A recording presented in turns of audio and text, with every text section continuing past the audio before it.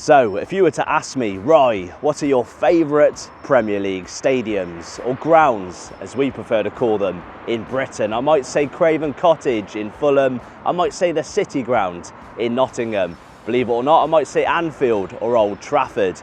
And of course, this place, Villa Park.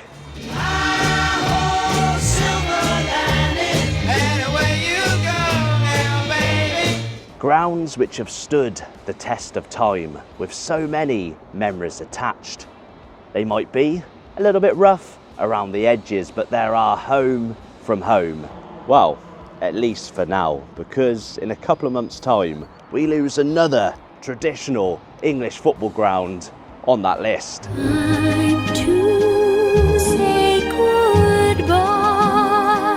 1892, this place, Goodison Park, opened.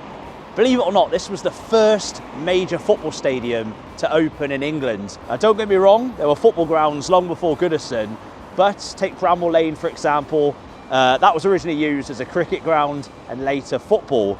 And of course, you got Mansfield Town, who have the claim of owning the oldest ground in England, but that was pretty much a field. This was the first major football-specific stadium. But of course, at the end of the season, Everton will move away from here to this incredible place. Of course, the new Everton Stadium here at Bramley Moor Dock.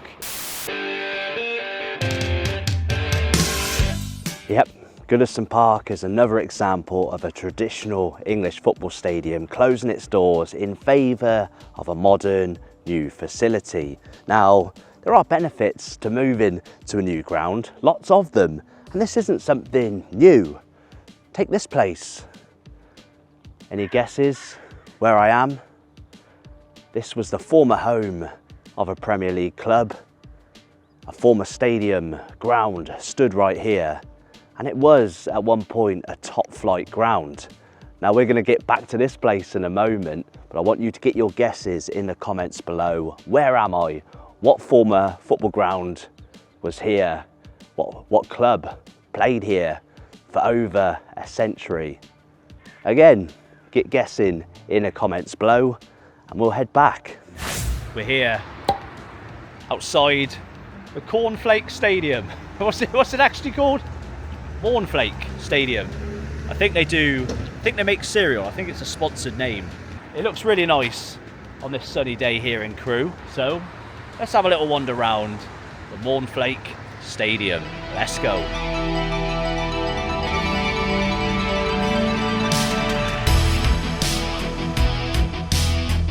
Right guys, get involved in the comments. Is there any connection between Mornflake, the brand, and Crewe, the area? Because I referenced Poundland and the Poundland Stadium in Walsall, and I later found out that they're a local brand, a local company. So are Mornflake the same? It's a really nice ground for a League Two ground. Let's have a little bit of a further look. Right guys, you OG subscribers, you'll know I love corners of football stadiums, and we have got a sneaky peek. Let's try and get a closer look.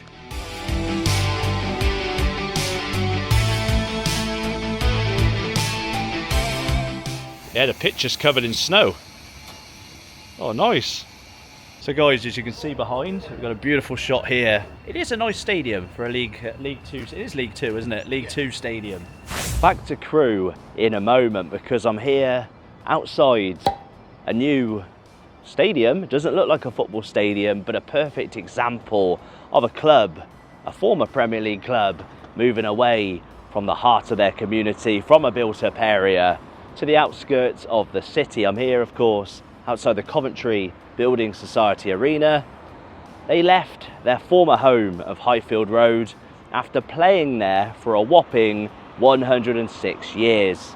Now, they don't even own their own stadium.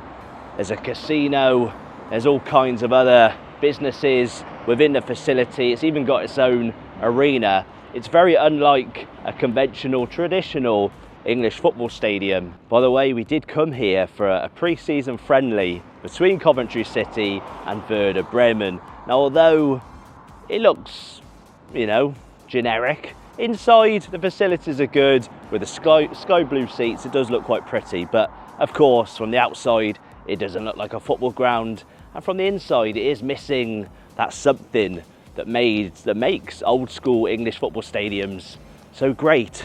Gritty, in my opinion, is pretty.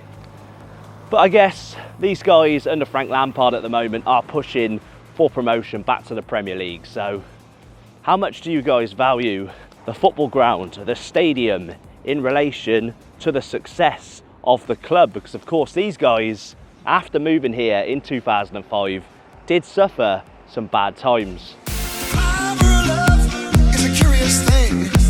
So guys, we make videos in Germany all the time, and I try and give you a glimpse as to what German football stadiums are like. But this is the time in which I'm going to give the Germans a glimpse to what our traditional football grounds are like. As you can see, a lot of them are, or they run parallel to a railway line. Normally you do find local yobs, riffraff, having random pisses in hedges. We've got one over here from he is single, so he is on the lookout. So if any ladies are watching this, maybe German ladies as well, you are interested. Are you interested? Yellow snow. So old school traditional floodlights, those fellow Bochumers in Germany, you love floodlights that look like that, just like the Ruhrstadion in Germany. So if you are new around here, you might hear me reference Germany or make comparisons to German football, because we mainly do Bundesliga and other Deutschen Fußball videos for the channel these days. But there is a reason for bringing it up today, and that's Germany are also experiencing the disappearance of their own traditional stadiums.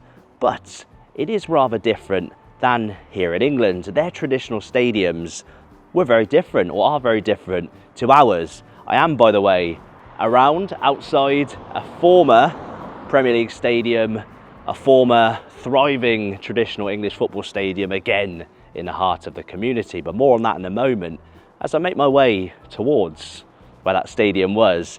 You see, a lot of German clubs started off as general sports clubs with an emphasis on athletics. So you'll have seen traditional German grounds such as the one Preußen Münster play at the moment. They've got a running track around the outside. So I guess from an in-person spectator perspective, the older stadiums maybe aren't so good. Of course, you've still got the memories and the history, the emotional attachment, and we all look back with rose-tinted glasses. But the difference in England is grounds like this, grounds like the Dell. We've made a video there on what that's currently looking like. These traditional English grounds were so close to the pitch. They were purpose-built. Even though a lot of them did originate from cricket grounds, they were purpose-built with football in mind. And when teams entered the pitch, the fans were right on top of them. Okay, so I have also made a video here, but before we enter where the stadium was, let's just give it away. Highfield Road, of course. Pretty obvious, we've just come from Coventry City's current ground. But again, referencing Germany, if we take Bayern Munich for example, we were recently at the Allianz Arena, and they moved away from a visually stunning, gorgeous Olympiastadion in München. A stadium that saw so much history, so many things happen over the years, but still, again, as a viewing spectator, they had that huge gap between the spectators and the pitch. They had half a roof. So when it came to building the Allianz Arena for the 2006 World Cup, they had football in mind. So it almost feels like England and Germany have kind of done the opposite. A lot of our modern stadiums are quite far away from the pitch, whereas Germany have gone from being far away from the pitch to a lot closer. I hope that makes sense. Let's get down here and take a look at the current state of what was Highfield Road.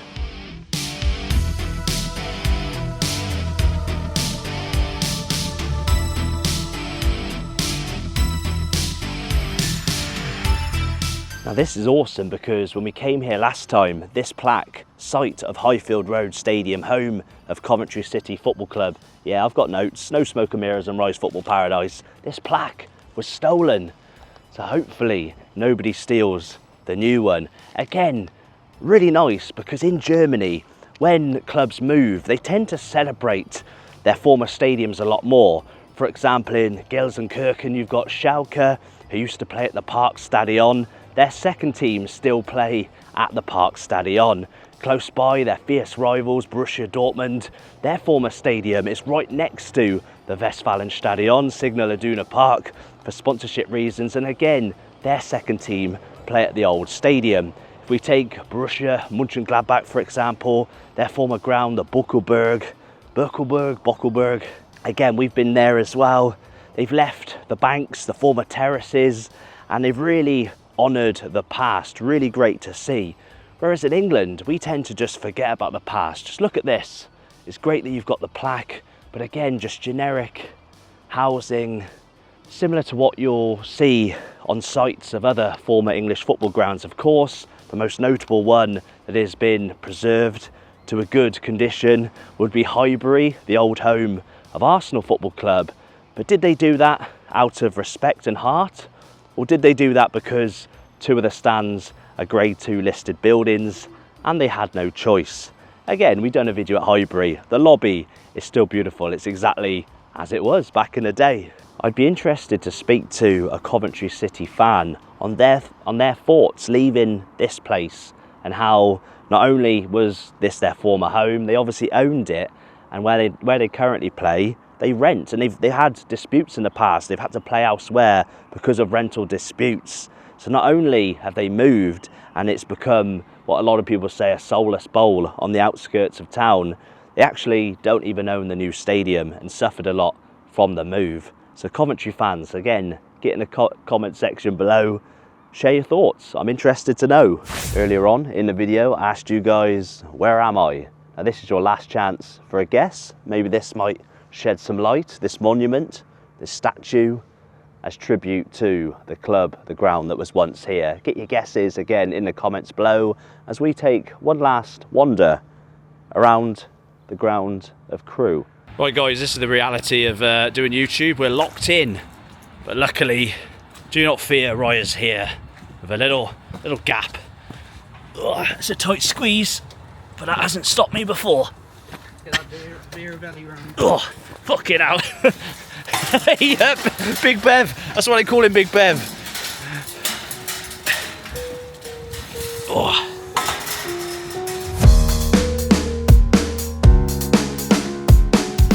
As you can see on the sign, guys, pretty little thing. This is very much a pretty little thing. It's a pretty little stadium. You've got the matchday ticket office behind us. You've got the club shop next to that. You've got your local food and wine place to get your beers and stuff.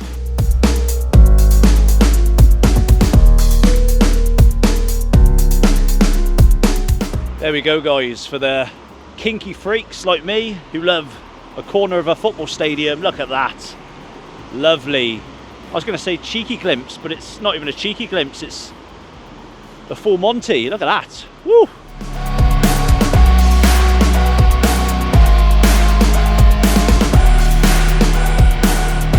Again, something very traditional here with traditional English football stadiums. You've got the turnstiles, very narrow doorways. I don't even think Big Bev could fit through these doorways. Just about fit in between. You find with German stadiums, the entranceways are all kind of open, whereas it's a lot more closed off in England. Again, something quite obvious, but most traditional old school English football stadiums are in and amongst the terraced housing, the working class heart of communities. See the terraced houses here and how close they are to the Mournflake Stadium. Something that gets lost with the new modern stadiums. They tend to be on the outskirts of town, tend to be far away from settings like this. Okay, so firstly, like Crewe, like many of the traditional English football grounds, you can see terraced housing. Of course, this is the new housing, which clue number one was built in the late 90s, I guess, because the team who played here moved away to their new ground in 1997. Old school terraced housing, and we're going to find out who played here from the the facts on this monument. So the club that played here were founded in 1884. They did originally play at a cricket ground. Like a lot of English clubs, they started off as a cricket club looking for a sport to play in the winter months. Founded in 1884. So they would play here at what ground? From 1895 up until, like I said, 1997. Let's just give it away. I'm of course at what was the baseball ground. The baseball ground being the home of Derby County Football Club. The Rams' home for more than a century, the BBG was famed throughout the world of football for its unique atmosphere.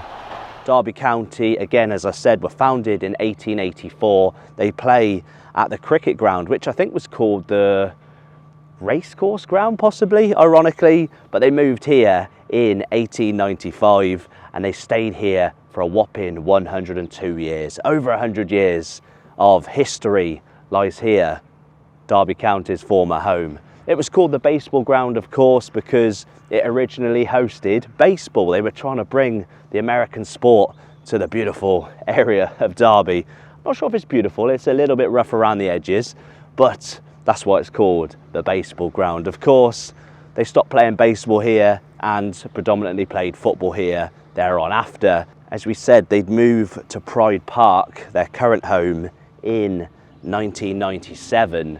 But as we said again earlier on, there are benefits to moving to a new stadium. They had looked at extending or rejuvenating, what's the right word? Upgrading the baseball ground. But not only did it dwindle down in terms of capacity, of course, when it was all terracing, at one point you'd have over 40,000 people, 40,000 spectators watching football here. But of course, with health and safety, if you're German, sick of height, that number would dwindle to the point where it was less than 20,000 by the time they left this place.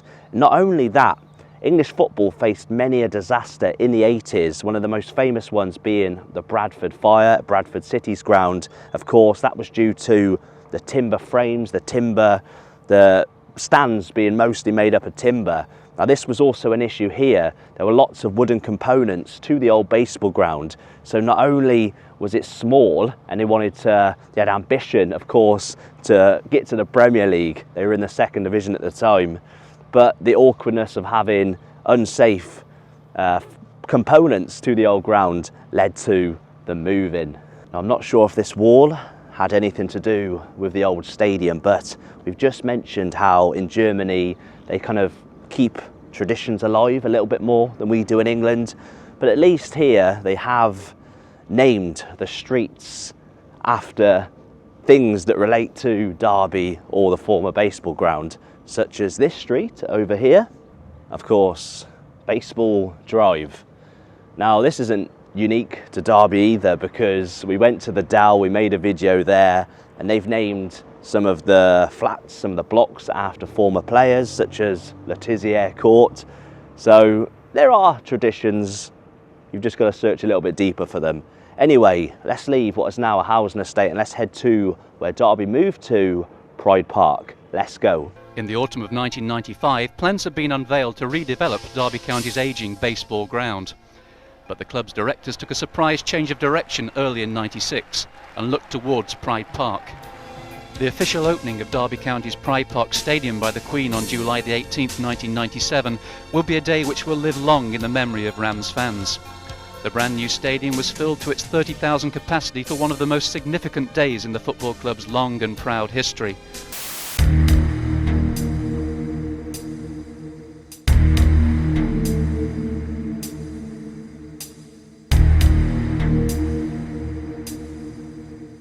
Recently I did watch a Copper 90 documentary on the rivals of these guys, Nottingham Forest. Now they were mocking this place, the name of it, Pride Park. The stadium is a disgrace.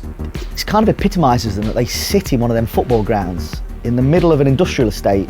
Now, I never went to the baseball ground, but I gather from people who went, that was like a proper old football ground. You can't say that Pride Park, I mean, even calling it Pride Park was embarrassing. I always thank the Lord that they are our rivals, because they just do the most ridiculous things. The shit. And the fact that its location is just what many people consider another generic outskirts of town retail park. As a reminder, this place was just pretty much fields, but they completely rejuvenation. There is a word, and it's what the owners of Manchester United are talking about doing with regards to Old Trafford. But as you can see, you've got Asda, Currys, I think, Ford Garage, Volvo, a gym. You've got loads of stuff going on here. But you do have a little bit of a fan tent, so people can have a beer. But it really is a stark contrast to what the baseball ground would have been. So how do you fans feel? How do you Derby fans feel? Coventry fans, maybe, I mean, this does bear some resemblance to maybe Middlesbrough, Bolton as well, what was the Reebok Stadium. How do you feel about this? It really is different from your original home. Now over here, we've got a legend of Derby, but also probably an even bigger legend of Nottingham Forest. Of course, I'm talking about Brian Clough and his assistant, Peter Taylor. Now, they brought success to the area, but controversially, Clough and his partner, Peter Taylor, would move across to Nottingham Forest and have even more success over there. So much so that his assistant, Peter Taylor, has a stand named after him, the Peter Taylor stand, where we will be in a couple of weeks' time watching a game in the Premier League. But it's great that traditions are respected, despite the fact that we are in a very different setting to where the baseball ground was.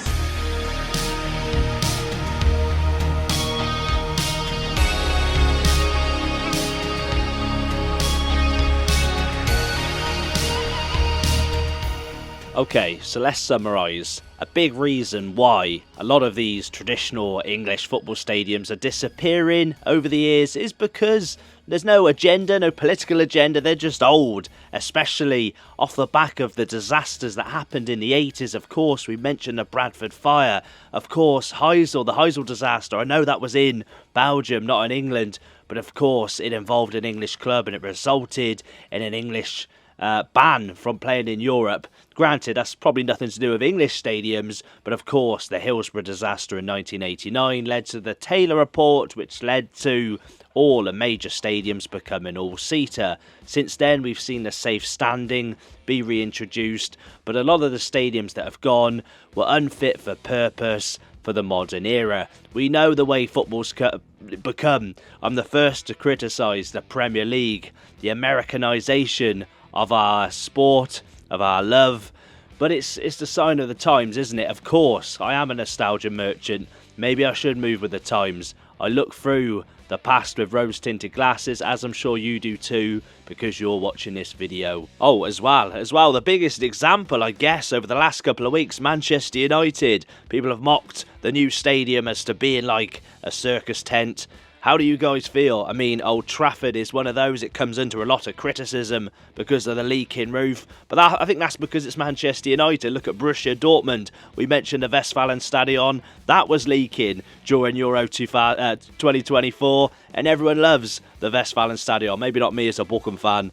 But I do feel like, do United need this massive upgrade? I guess. With the way the Premier League's gone, I guess they do. But it's sad again to see the disappearance of these famous historic football grounds. How do you feel? Do you support a club who left a ground of maybe a century, 100 years or so?